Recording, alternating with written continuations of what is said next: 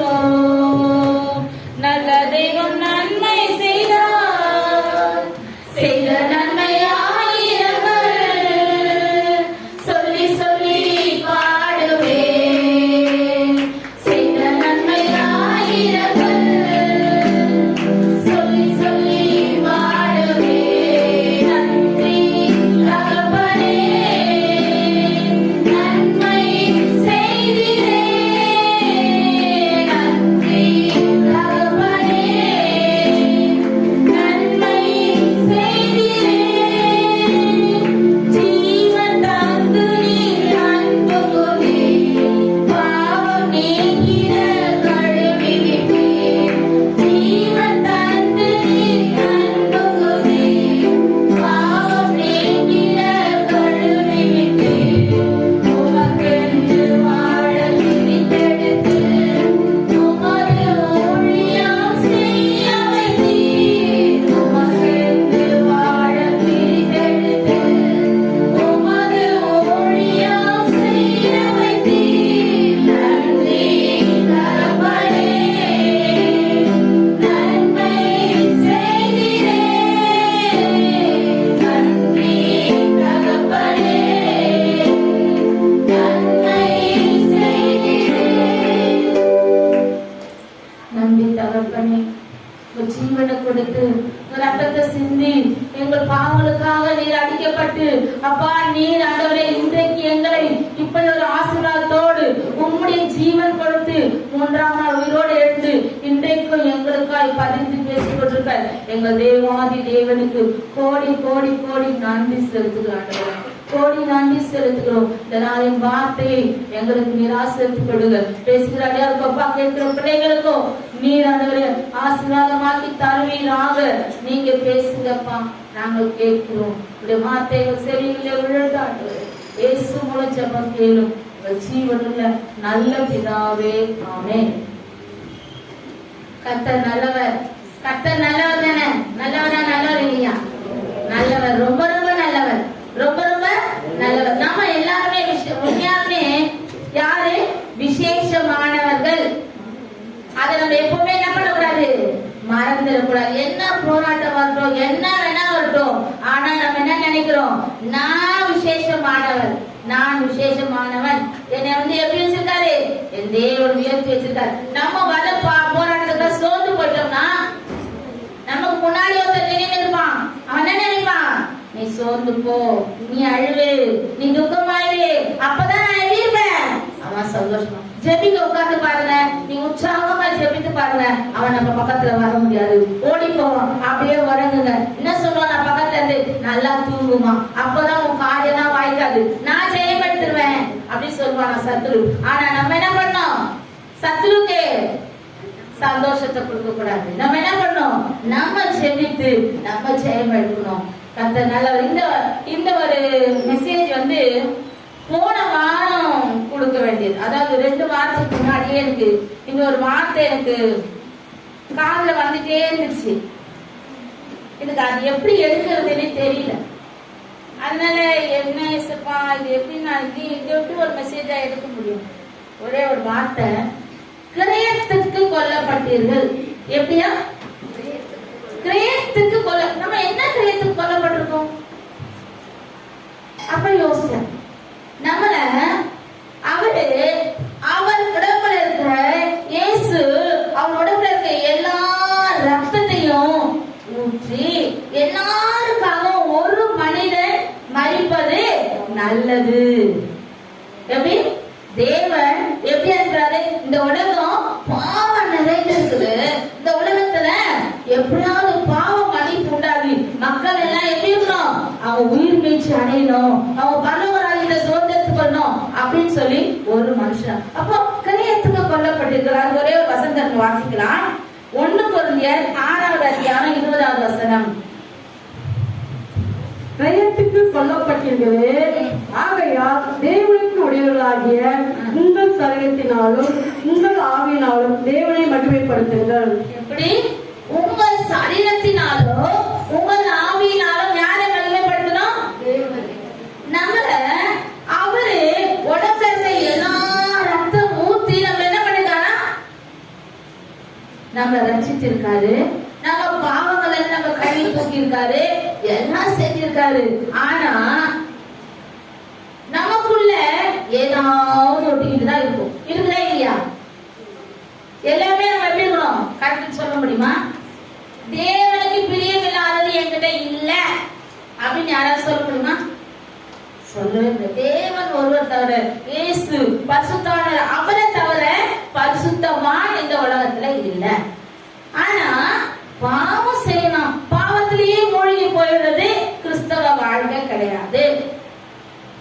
சிலர் சொல்லுவாங்க, இதை விட்டு என்னால வெளியே வர முடியல, ஏதோ ஒண்ணு முடியல. ஏன் முடியல? நீ ஆண்டவரை என்ன பண்ண? நீ என்ன கேட்கணும்? அவர்கிட்ட இரக்கத்தை கேட்கணும். எதுவா இருந்தாலும் அவர்கிட்ட இரக்கத்தை கேட்கும் போது அவர் என்ன பண்ணுவாரு?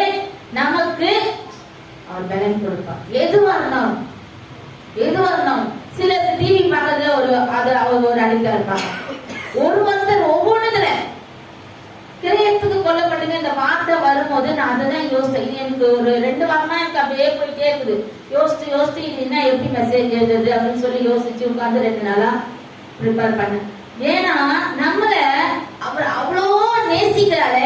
அப்ப நம்ம கிட்ட எவ்வளவு எதிர்பார்ப்பாரு?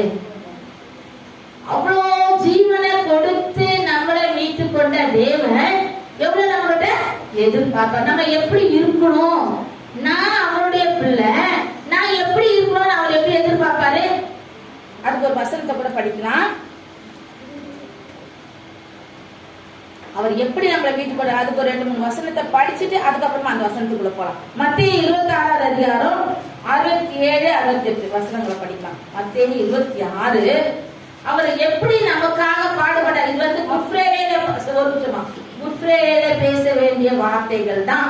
ஆனாலும் இந்த கிரயத்துக்கு கொல்லப்பட்டிருந்த வார்த்தை வந்ததுனால இதை நான் சொல்றதுக்கு தருணம் உண்டாகிருக்குது. படி 67-68. அப்பொழுது அவருடைய முகத்தில் துப்பி அவரை குட்டினார்கள். சிலர் அவரை கன்னத்தில் அறைந்து, கிறிஸ்துவே உம்மை அடித்தவன் யார்? அதை நான் கிறிஸ்துவினால் எங்களுக்கு சொல்லும் என்றார்கள். 68 படிச்சுங்களா? அடுத்தது 27வது அதிகாரம் மத்தேயு 27 29 30 31.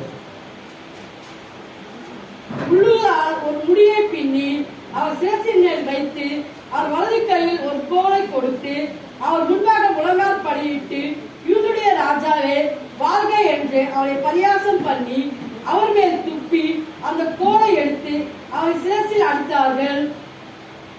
வெறுமனே அவரை கூட்டிட்டு போய் சிலுவையில அறைந்திடல. என்னென்ன சித்திரவதை பண்றாங்க? முகத்துல துப்புறாங்க. பாவமே அறியாதவர் அவரு, பாவமே அறியாத. நினைச்சு பாருங்க ஒரு நிமிஷம். பாவமே செய்யாதவர் நான் ஏன் இதெல்லாம் பண்ணணும், நான் எதுக்கு இதெல்லாம் அனுபவிக்கணும்னு சொன்னாரா? இல்ல. என்னுடைய மக்கள் எப்படி இருக்கணும்? அவங்க சுதந்திரவாதிகளா, அவங்க பரலோக ராஜ்யத்துக்கு சுதந்திரவாதிகளா அவங்க வரணும். அதனால நான் என்ன பண்றேன்? எல்லாவற்றையும் ஒண்ணுமே பேசாம அவர் அனுபவிச்சு அவர் என்ன பண்ணாரு? ஏற்றுக்கொண்டார். எல்லாவற்றையும் என்ன பண்ணாரு? ஏற்றுக்கொண்டார். நம்முடைய பாவங்களுக்காக, நம்முடைய மீறுதலுக்காக அவரை முகத்துல துப்புனாங்களாம். அடுத்தது என்ன பண்ணாங்கன்னா தலையில துப்புனாங்க. அடுத்தது என்ன பண்ணாங்கன்னா, அடுத்தது ஒரு முள், அதாவது அவருக்கு வந்து கிரீட பின்றாங்க. எதுல? முள்ளுல. இவ்வளவு பெரிய முள்ளு அதுல பின்னி தலையில வச்சு. நினைச்சு பாருங்களேன், நம்ம பாவங்களுக்காக அவர் எதெல்லாம் அனுபவிச்சிருக்காரு பாருங்க. தலையில வச்சு என்ன பண்ணலாம்? போட்டு அழுத்துறாங்களாம். அழுத்தும் போது என்ன வருது? தலையில இருக்க ரத்தமெல்லாம் கீழே வருது. நினைச்சு பாருங்க, ஒரு சின்ன சின்ன பாவங்களை நம்ம செய்யும் போது இதெல்லாம் யோசிக்கணும். எனக்காக தானே ஆண்டவர் இதெல்லாம் அனுபவிச்சாரு. இயேசு எனக்காக தானே இதெல்லாம் அனுபவிச்சாரு. ஏசப்பா இது எனக்காக அனுபவிச்சாரு. நான் எப்படி இருக்கேன் இப்போ? நான் எப்படி இருக்கேன்? யோசித்து பாருங்க.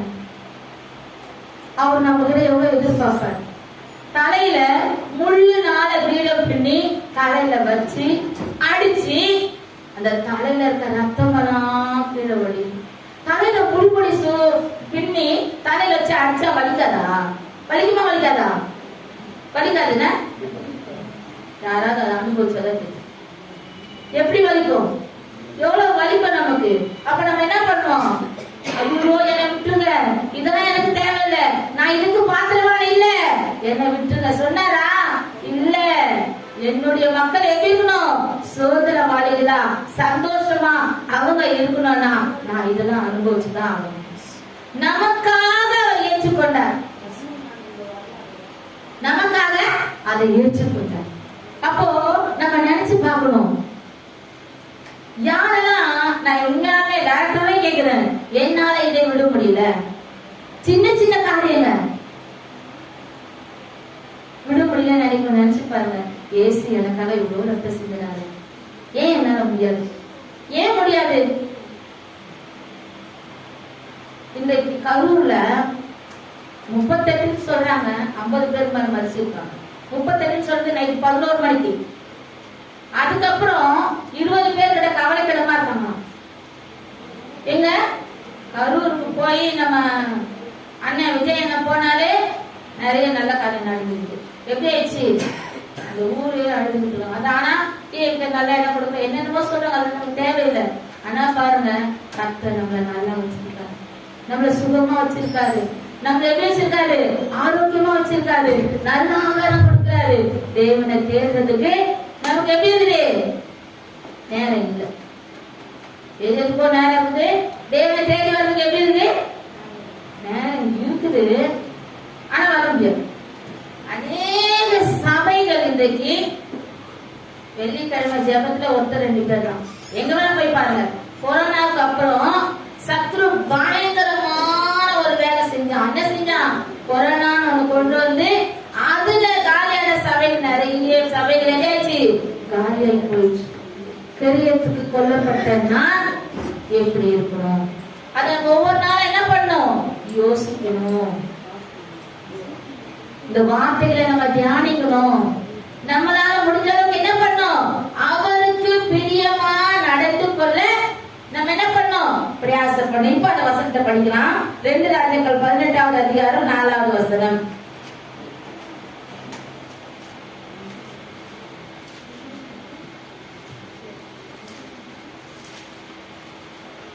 அவன் மேடையை அகற்றி சிலைகளை தகர்த்து விக்கிரக தோப்புகளை வெட்டி மோசே பண்ணி இருந்த வெண்கல சர்ப்பத்தை உடைத்து போட்டான். அந்நாட்கள் மட்டும் இஸ்ரவேல் புத்திரர் அதற்கு தூபம் காட்டி வந்தார்கள். அதற்கு நிகுஸ்தான் என்று பெயரிட்டார். எசேக்கியா ராஜா என்ன பண்ணாரா? மேடைகளை அகற்றி விக்கிரக தோப்புகளை என்ன பண்ணாராம்? ஒன்றும் இல்லாம எதுவுமே இல்லாத அளவுக்கு என்ன பண்ணாரா? அழிச்சு போட்டார்.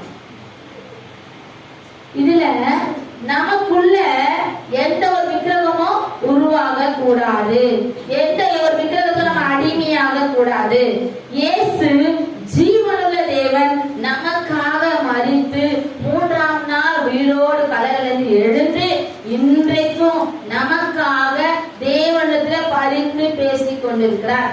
அதை விசுவாசிக்கிறீங்களா? நான் செய்யற தவறு இல்ல. அப்பா கிட்ட தேவனிடத்துல என்ன சொன்னாரு? என் மகன் நல்லவன், இது ஒண்ணு விட்டுருங்க, இது ஒண்ணு விட்டுருங்க, தண்டிக்காதீங்க. எப்படி கேக்குறாரு? தண்டிக்காதீங்க, என் மகன் நல்லவன், என் மகன் நல்லவன். அப்போ நம்ம ஒவ்வொரு நாளும் தேவனிடத்துல கிட்டி சேர்வதற்கு நம்ம எப்படி இருக்கணும்? அதுக்கு தயாரா இருக்கணும். ஜெபம், வேத வாசிப்பு, தேவனுடைய காரியங்கள், அது கொஞ்சம் கொஞ்சமா என்ன பண்ணுங்க? உள்ள போகணும். அவர் அதை விரும்புகிற தேவன். கடைசி சொட்டு ரத்தம் வரைக்கும் நமக்காக சிந்தினார்ல, கடைசி சொட்டு ரத்தம் வரைக்கும் நமக்காக சிந்தினாரே, அவர் ஜீவனையே கொடுத்தாரே. நம்ம எப்படி இருக்கிறோம்? சின்ன சின்ன காரியங்களை நம்மளால என்ன பண்ண முடியல. எனக்கு எதுக்காக ஆண்டவர் வார்த்தை கொடுத்தாருன்னு எனக்கு தெரியாது. 2 வாரமா என் காதுல கிரயத்துக்கு கொல்லப்பட்டிருக்கு. இது இந்த வார்த்தை கேட்டுட்டே இருந்து, ஆனா நான் இதை வச்சு எப்படி மெசேஜ் நீங்க தான் ஆண்டவர் எனக்கு ஞானத்தை கொடுக்கணும் எனக்கு தெரியல. எடுத்து வச்சு ஒவ்வொன்னா தேடுறேன். அப்போ கர்த்தர் நம்மளை எந்த அளவுக்கு நேசிக்கிறாரோ அதற்கு பாத்திரவானாய் நான் இருப்பேன். ஒரு முக்கியமானதா இருந்தன, இதுக்கு தேவனுக்கு பிரியமா முக்கியமானதா இருக்குது. ஆனா இது தேவனுக்கு பிரியமா? என்ன பண்ணோம்? நமக்குள்ள ஒரு கொஸ்டின் கேட்டுக்கணும். என்ன பண்ணோம்? சிலர் இது நான் அனுபவம் பாக்குறதுனால, நான் பஸ்ல ஏறி உட்கார்ந்தேன். ஒரு பிள்ளை ஏதோ ட்ரெஸ் எல்லாம் போடாம இருக்கு, பார்த்து வந்து தெரியாத சர்ச்சைக்கு போறேன் கேட்டேன். 7 1 மணி நேரம் ஃபுல்லா சினிமா படிக்கிறீங்க. நான் ஒன்னும் சொல்லலாமா, கேட்க வந்து ஏசப்பா ஜோமன் ஏசப்பா இந்த பிள்ளைய கத்தங்க மாற்றுங்க. இந்த காரியம் தேவனுக்கு பிரியமா? யோசித்து பாருங்க. கிரியத்துக்கு கொல்லப்பட்டிருக்கேன்னு ஏன் சொல்றாரு? ஏன் சொல்றாரு? நம்ம பிள்ளைங்க எதுல அடிக்ட் ஆயிடக்கூடாது? எதுல அடிக்ட் ஆயிடக்கூடாது? அடிக்ட் ஆனவங்களுக்கு தெரியும். எல்லாருமே பரிசுத்தமா இருந்தா சபை பரிசுத்தமா இருக்கும். யாரும் பரிசுத்தமா எல்லாத்தையும் சொல்லிடக்கூடியவே முடியாது. ஆனாலும் ஒரு காரியத்தை நினைக்கும் போது இது தேவனுக்கு பிரியமா. எசேக்கியா ராஜா என்ன பண்ணாரு? மேடைகளை அகற்றி சிலைகளை தகர்த்து போட்டு ஏன் பண்ணாருன்னா, எல்லாரோட குடும்பங்களிலும் சில சில காரியங்கள் தேவனுக்கு பிரியமில்லாதவைகள் இருக்கும். அதை நம்ம என்ன பண்ணோம்? சரி செய்து கொள்ள வேண்டும். என்னால முடியாது, இதை விட்டு என்னால முடியாது, இது எனக்கு வேணும். 1 மணி நேரம் பஸ்ல உட்காந்து போறேன், போர் அடிக்காதா? போர் அடிச்சா என்ன பண்ணும்? ஸ்தோத்திரம் பண்ணிட்டு போங்க. முடியாது, அதெல்லாம் சின்ன வயசுல வர முடியாது. ஆனா மற்ற கத்தோடைய காரியங்களை கேட்கலாம். அன்னைக்கு அந்த பிள்ளைய பார்த்துட்டு ரொம்ப அதுல இருந்து வாழ்கிற பிள்ளைகளுக்காக இதுக்காக ஜெபிச்ச ஆரம்பிச்சு. என்ன பண்ணக்கூடாது? காரியங்கள் எப்படி பண்ணோம்? விருத்த சேதனம் செய்யப்பட வேண்டும். அதையே கேட்டுட்டு இருந்தா எப்படி நம்ம சிந்தை எப்படி இருக்கும்? அதையே 1 மணி நேரம் 2 மணி நேரம் அதே மாதிரி வேற காதுல வேற சொல்லிக்கிறாங்க. கேட்கதே நமக்கு தெரிய மாட்டேங்குது. வேற என்ன பாக்குறாங்க, என்ன பண்றாங்க? நீ கேட்டுட்டு இருந்தா நம்ம அது கர்த்தர் பிரியப்படுகிற காரியமா? போன வாரம் ஆண்டவர் சொல்லி எனக்கு மெசேஜ் எழுதுமான்னு சொன்னா நான் என்ன பண்ண, இதே பண்ண வேற எழுதுமா, வேற ஒரு 3 பாயிண்ட் பேசும். போன வாரம் வேற என்ன பாடத்தை பார்த்தோம்? 3 பாயிண்ட்.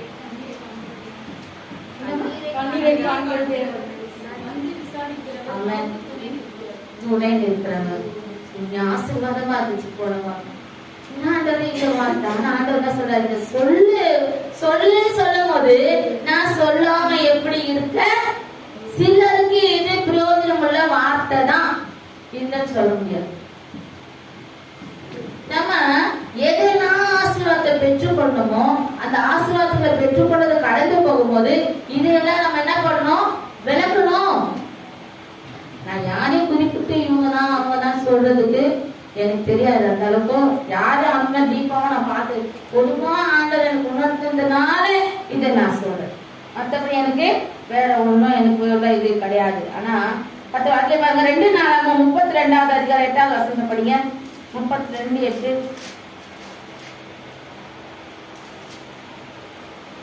அவனோடு இருந்த மாம்ச புயல் நமக்கு துணை நின்று நம்முடைய யுத்தங்களை நடத்த நம்மோடு இருக்கிறவர் நம்முடைய தேவனாகிய கர்த்தர் தானே என்று சொல்லி அவர்களை தேற்றினான். யூதாவின் ராஜாவாகிய எசேக்கியா சொன்ன இந்த வார்த்தைகளின் மேல் ஜனங்கள் நம்பிக்கை வைத்தார்கள்.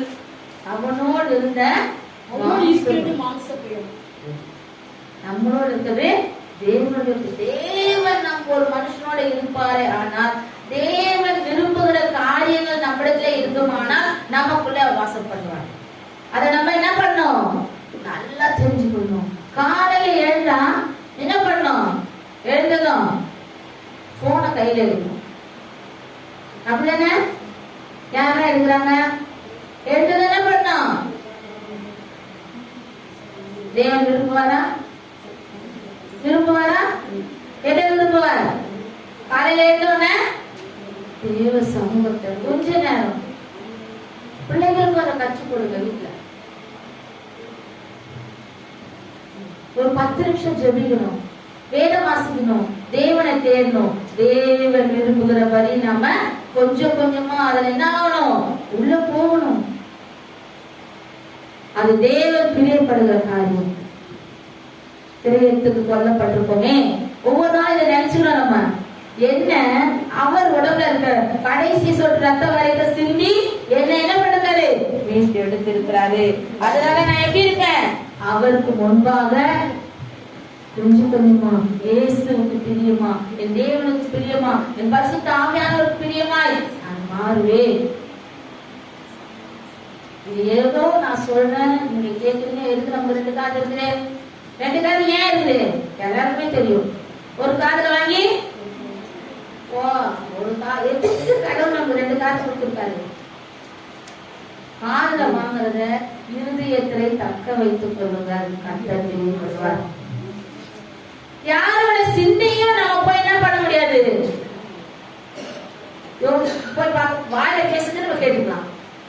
காதுல ஆமா உங்களுக்கு தான் வேற வேலை இல்ல, வயசாயிடுச்சு, நம்மளையும் அப்படி மாற சொல்லிட்டா இல்ல. கர்த்தர் பிரியப்படுகிறது, கர்த்தர் விரும்புகிறது. அதுல கொஞ்சம் கொஞ்சமா போய் பாருங்க, அநேக ஆசீர்வாதங்களை நீங்களும் பெற்றுக் கொள்வீர்கள். அதுல பாருங்க, எசேக்கியேல் 37வது அதிகாரம் 26வது வசனம்.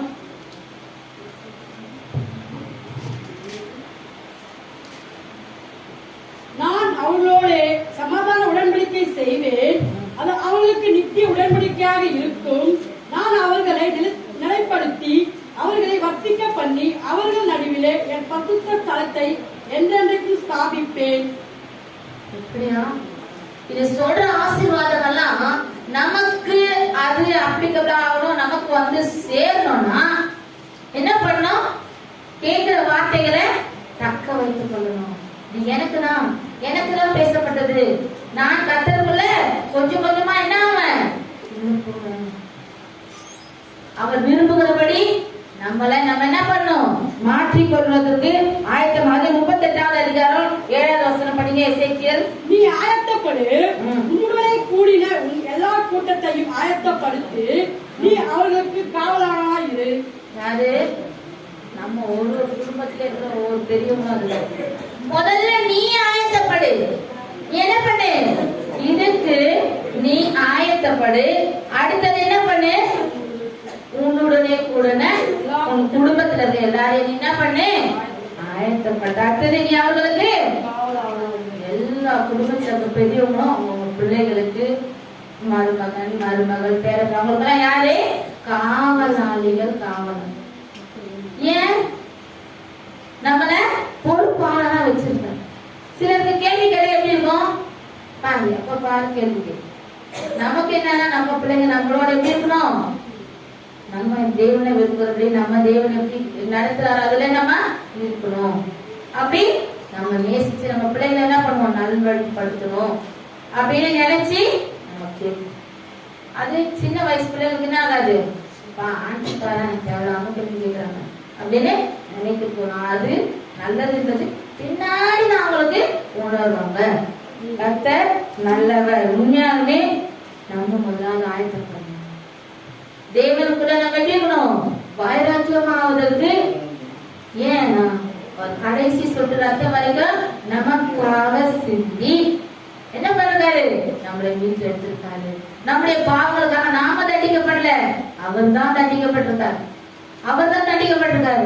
நம்முடைய பாவங்களுக்காக தண்டிக்கப்பட்ட இயேசு கிறிஸ்து அவர் சந்தோஷப்படணும்னா நம்ம எப்படி இருக்கணும், அவர் விரும்புகிறபடி வாழ கொஞ்சம் கொஞ்சமா அவர் கூட என்ன பண்ணணும், சேரணும். பேசு நல்லவர் இல்ல. பாருங்க, அடுத்த ஒரு பாயிண்ட், கிரியைகளுக்கு தக்க பலன். ஏசாயா 59வது அதிகாரம் 18வது வசனம்.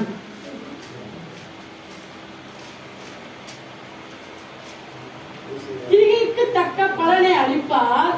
தம்முடைய சத்துருக்களிடத்தில் உக்கிரகத்தை சரிக்கட்டி தம்முடைய பகைஞருக்கு தக்க பலனையும் தீவுகளுக்கு தக்க பலனையும் சரி கட்டுவார். கிரியைகளுக்கு தக்க பலன். நான் எப்படி இருக்கிறனோ அதன்படிதான் என்னுடைய வாழ்க்கையில எல்லா காரியங்களும் நமக்கு ஜெயமா கொடுப்பாரு கர்த்தர். நிச்சயமா நம்மளை கைவிடவே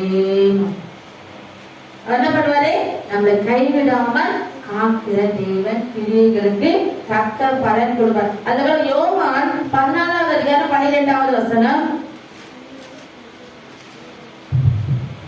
மெய்யாகவே மெய்யாகவே மெய்யாகவே நான் உங்களுக்கு சொல்கிறேன், நான் என் பிதாவிடத்திற்கு போகிறபடியினால் என்னை விசுவாசிக்கிறவன் நான் செய்கிற கிரிகைகளை தானும் செய்வான், இவைகளை பார்த்து பெரிய கிரிகைகளையும் செய்வான். ஆமென்.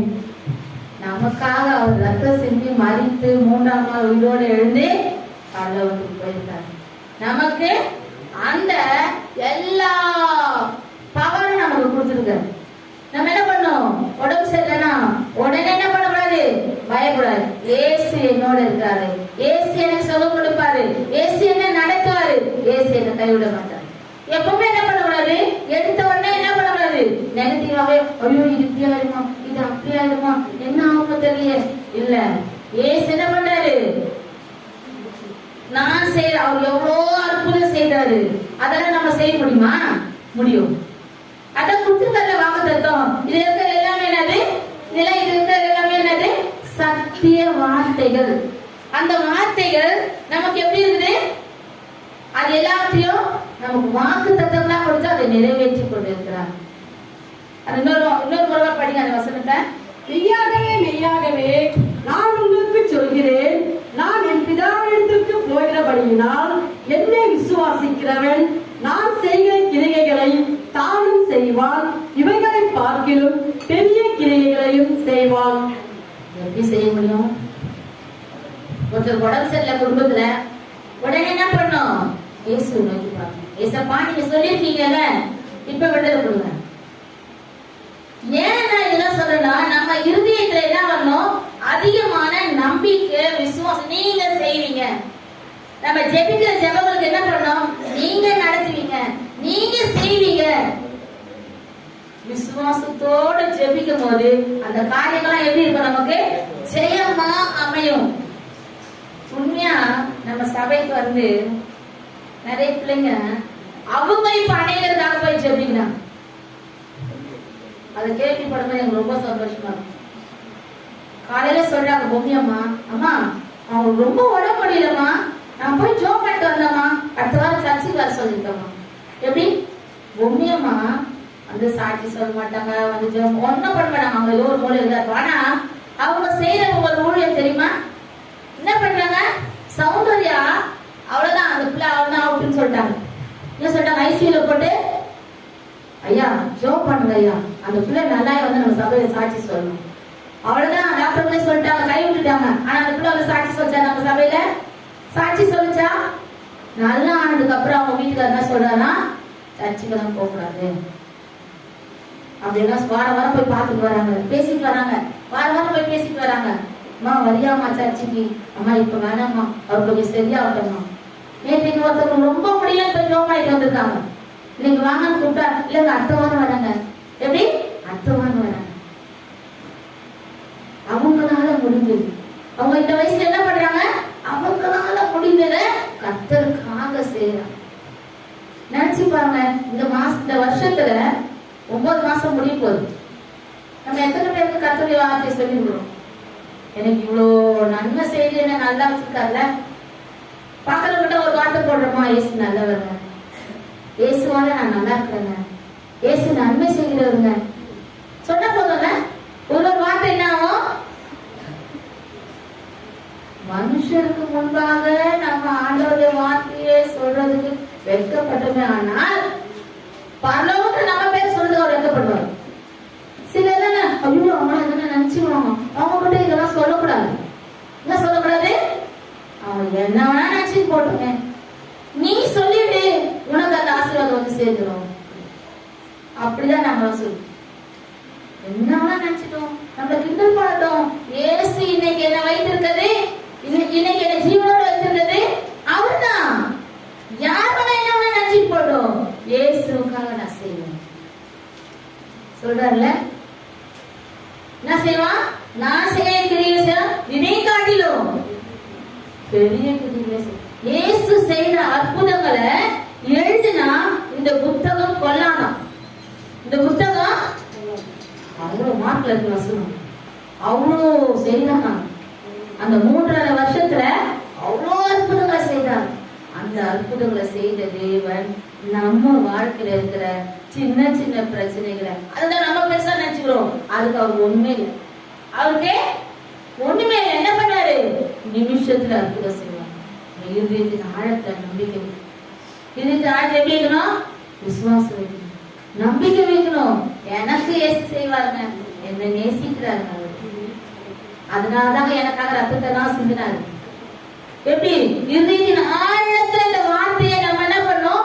பதிய வைத்துக் கொள்ள வேண்டும். அப்ப சத்துரு நம்ம டச் பண்ணி பார்க்க மாட்டான். என்ன பண்ண மாட்டான்? இவங்க எப்படி இருக்காங்க? தேவனோட ஐக்கியத்துல இருக்காங்க. நம்ம தேவனாக உட்காந்து அழுது எதுக்காக உட்காந்து அழுது என்ன நினைப்பா? சத்துரு உன்னை அழுவ வைக்கிறதுக்கு தான் எனக்கு ஆசை. அழுதியா? நம்ம என்ன பண்ணோம்? அப்பால பேசாத்தாங்க, நான் இதுக்கெல்லாம் அழுவேன்.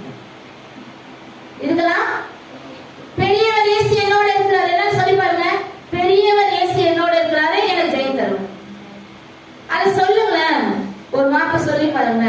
என்னோட இருக்கிறவர் இயேசு பெரியவர், எனக்கு அற்புதம் செய்வார், என்னை சாட்சியாக நிறுத்த மாட்டாரா?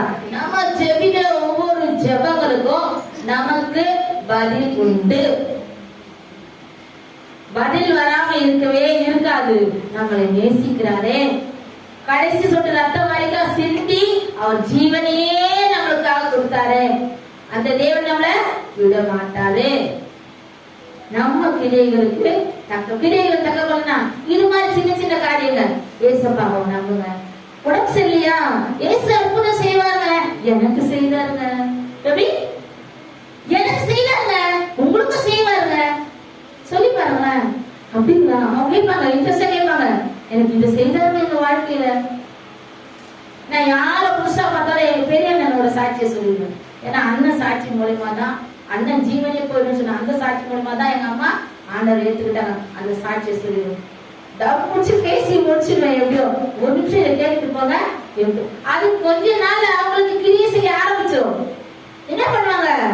எப்படியாவது அவங்களுக்குன்னு ஒரு கஷ்டம் வரும்போது என்ன பண்ணுவாங்க? ஒரு கிரியைகளுக்கு நமக்கு பலன் உண்டுங்க. நம்ம செய்யற ஒவ்வொரு காரியங்களும். நம்ம சபையில ஒரு மக சொல்லுச்சு, அம்மா அவருக்கு ஒரு ஐயா ஒரு ஐயா என்கிட்ட என்ன கேட்டாரு? பாட்டு புக்கு கேட்டாருமா, சோகபலி புக்கு கேட்டாரு. அது பாருங்க, ஏதாவது ஒரு செய்துக்கிட்டே இருக்கணும் அப்படின்ற ஒரு வாஞ்ச. அதற்கேற்ற பலன் அவங்க குடும்பத்துக்கே போய்கிட்டே இருக்கு. அதற்கேற்ற பலன் அவங்க குடும்பத்துக்கு போயிட்டே இருக்கிறது நமக்கு தெரியாது, அவங்க அனுபவிக்கிறது தான் தெரியும்.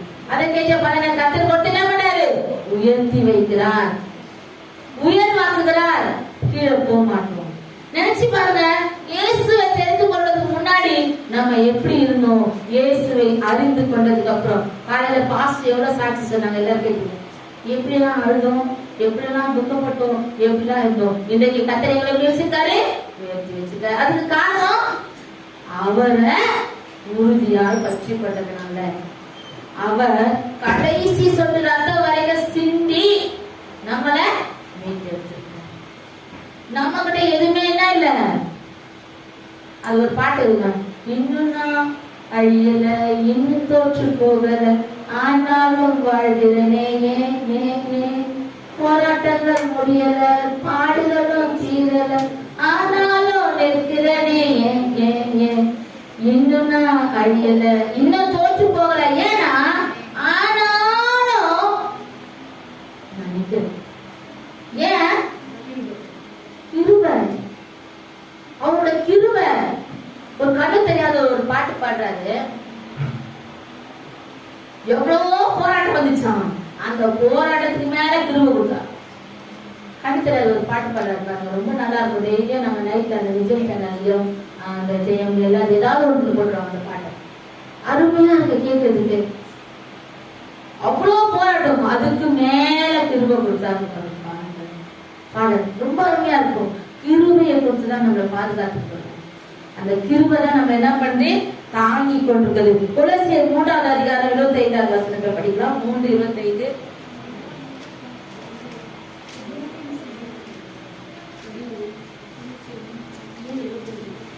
அநியாயம் செய்கிறவர் தான் செய்த அநியாயத்துக்கு ஏற்ற பலனை அடைவார். பட்சபாதமே இல்லை. பட்சபாதமே இல்லை. நம்ம சொல்லுவோம், எவ்வளோ அக்கிரமமாக செய்யறாங்க, அவங்களாதான் நல்லா இருக்காங்க. எப்படி நாம நினைச்சுக்கிறது? அப்ப தேவன் தான் நம்மள ஒரு மாதிரி அவங்கள ஒரு பார்த்துட்டாரா? இல்ல, அவர் நீதிபரர். எல்லாரையும் ஒரே மாதிரி நமக்கேற்ற நீதிப்படி நம்மளை நடத்துகிறாரு. நம்மள ஒருபோதும் விட மாட்டாரு, கைவிட மாட்டாரு. அவங்க தான் எவ்வளோ அநியாயம் பண்றாங்க, அவங்களாதான் நல்லா இருக்கிறாங்க. எப்படி? நம்மளே நம்ம இதயத்திலே நம்மளே நெகட்டிவா திங்ஸ் நம்ம யோசிச்சுட்டு அவங்களால இல்ல, நாம இயேசு கிறிஸ்துவின் ரத்தத்தால மீட்டு எடுக்கப்பட்ட நாம அவருக்கு நேரா அவரோட அவரோட வழிகள்ல நம்ம நடக்க நம்மளை பழக்கிக்கும் போது எப்படி இருக்கும்? ஒரு நன்மையா நமக்கு வந்து சேரும். அதுல பாருங்க, நம்ம எப்படி அந்த அவர் கிரிக்கு தக்க பலன் எப்படி கொடுப்பாரா? முதல்ல நம்ம என்ன பண்ணல? ஜெபம். மார்க் 1:35 ஜெபம். ஜெபம் ஐக்கியத்துல நம்ம எப்படி இருக்கிறோம்? அவர் அதிகாலையில் இருட்டோட இருந்து புறப்பட்டு வனாந்தரமான ஒரு இடத்திற்கு போய் அங்கே ஜெபம் பண்ணினார். யார் பண்ணது இது? இயேசு. இயேசு ஜெபம் பண்ணமா? இயேசு பண்ணுமா ஜெபம்? அவருக்கு என்னங்க, பிதாவே அவர் தகப்பன் அவரே அனுப்பி வச்சிருக்காரு. அவர் என்ன பண்ணாரு? அதிகாலையில இருண்ட பாக்குறோமா எழுந்து ஜெபிக்கிறதுக்கு? இருண்ட யாராவது பாக்குறோமா? காலையில எழுந்து தனிமையா ஆண்டவரோட எனக்கு இதை செய்யுங்க ஆண்டவரை, நீங்க என்னென்ன கேக்குறீங்களோ, சபைக்காக, நம்ம சொந்த பந்தங்களுக்காக, நம்ம நாட்டுக்காக, எல்லாத்துக்காக என்ன பண்ணோம்? செபிக்கணும். அதுலயும் தக்க பலன் நமக்கு கிடைக்கும். காலையில என்னால எழுந்துக்க முடியாது, காலையில எழுந்த எனக்கு தூக்கம் போயிடுச்சுன்னா என்ன ஆகும்? தலை வலிக்கும். எனக்கே ஊர்பட்ட வியாதி. எப்படி ஒருத்தவங்க சொல்றாங்க, என்னாலதான் காலையில 5 மணிக்கெல்லாம் எழுந்துக்க முடியாது. நம்மளுடைய காரியங்களை ஜெயம் எடுக்கணும்னா நம்ம தான் சாக்ரிஃபைஸ் பண்ணணும். என்ன பண்ணோம்? காலையில நீங்க நம்பவே மாட்டீங்க, இன்னைக்கு காலையில 3 மணிக்கு எனக்கு சரியான தலைவலி. இந்த சைடு ஃபுல்லா வலிக்குது. காலைல 5 மணிக்கு மெருக்கிட்டு சொன்னேன், ரொம்ப தலைவலிக்கு, என்ன பண்ண போறேன்னு தெரியல. ஆனா இங்க வந்து நின்று எனக்கு தலைவலி இல்லை.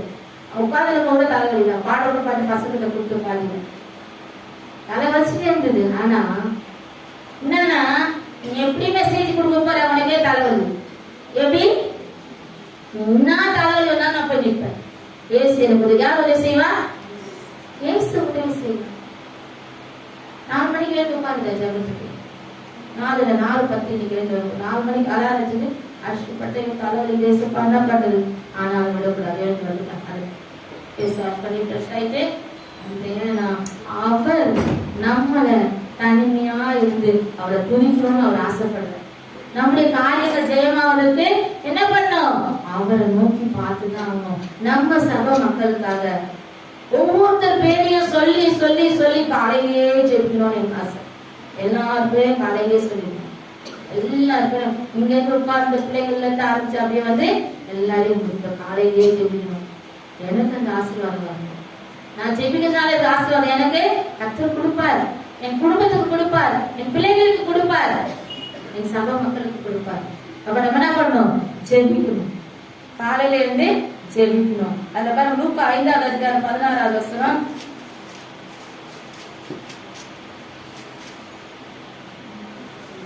அவரோ வனாந்தரத்தில் தனித்து போய் ஜெபம் பண்ணி கொண்டிருந்தார்.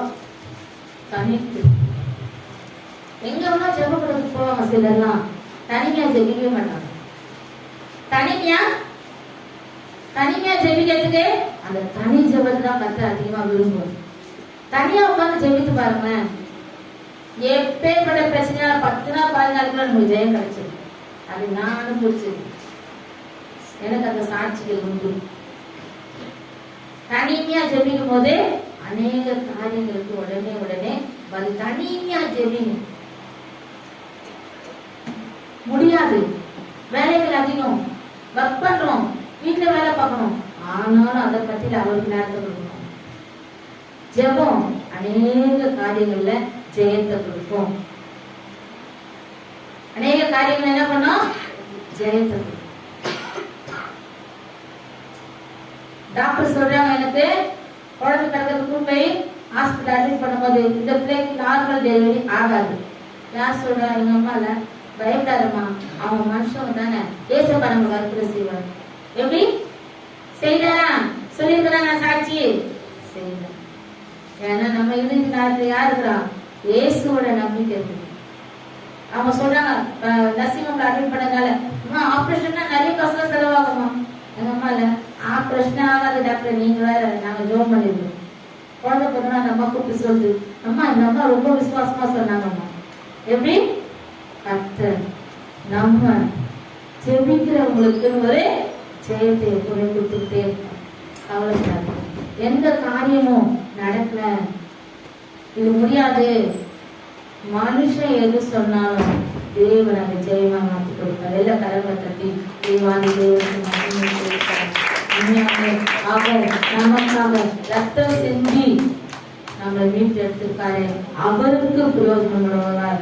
அவர் நேசிக்கிற பிள்ளைகளா நம்ம கொஞ்சம் கொஞ்சமா என்ன பண்ணணும்? தேவனுக்காக நம்மளை அர்ப்பணித்து கர்த்தருக்கு அநேக காரியங்களை ஜெயமாய் பெற்றுக் கொள்ளலாம். கர்த்தர் தானே வசனங்களை ஆசீர்வதிப்பாராக. ஆமென்.